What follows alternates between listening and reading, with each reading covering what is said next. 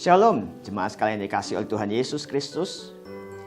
Di hari menjelang Advent keempat ini, mari kita terus mendalami kebenaran firman Tuhan dengan tema Natal, yaitu kehadiran Tuhan Yesus.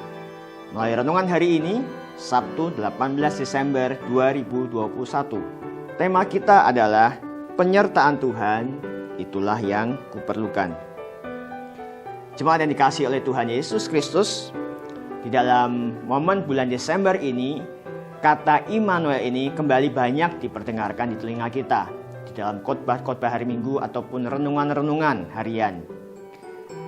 Kita tahu bahwa Immanuel berarti Allah menyertai kita.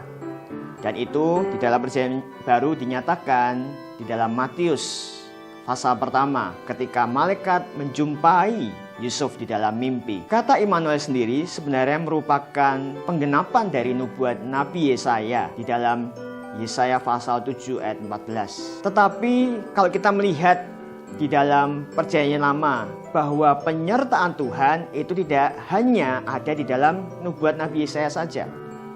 Kita melihat bagaimana Tuhan menyertai bangsa Israel ketika mereka melakukan perjalanan selama 40 tahun dari Mesir menuju Kanaan. Tuhan juga menyertai nabi-nabinya yang sudah ia panggil untuk menyampaikan pesannya. Dan hari ini kita akan melihat sama-sama penyertaan Tuhan terhadap satu tokoh di dalam Perjanjian Lama yang bernama Yusuf. Ayatnya ada di dalam Kejadian pasal 39 ayat 1 sampai 2 yang berbunyi demikian.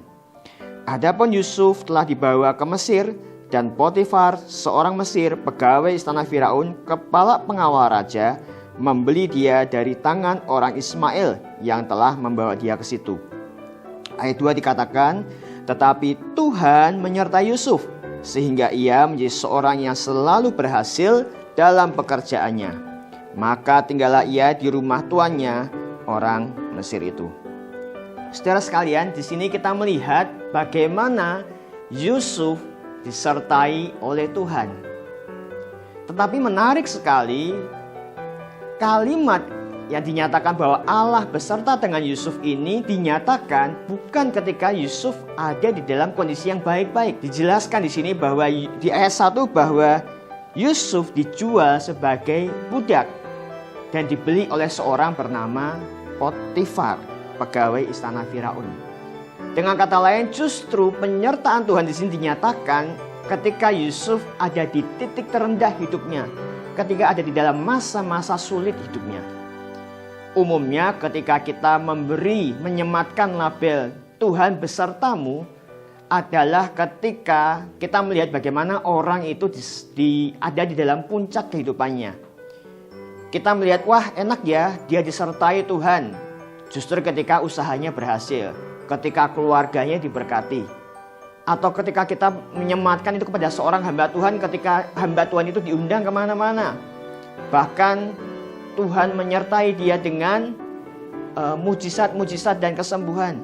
Bukankah itu umumnya pemahaman kita tentang penyertaan Tuhan?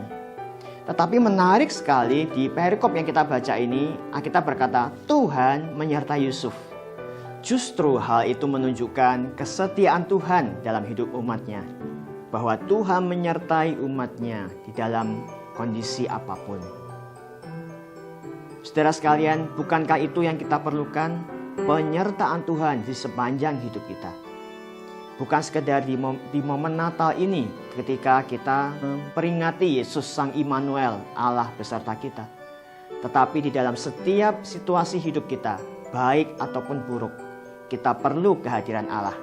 Dan kita bersyukur Allah hadir di dalam hidup kita sebagai orang percaya melalui Roh Kudus-Nya yang menuntun hidup kita, melalui firman Tuhan yang kita baca untuk menjadi pelita yang akan menerangi hidup kita.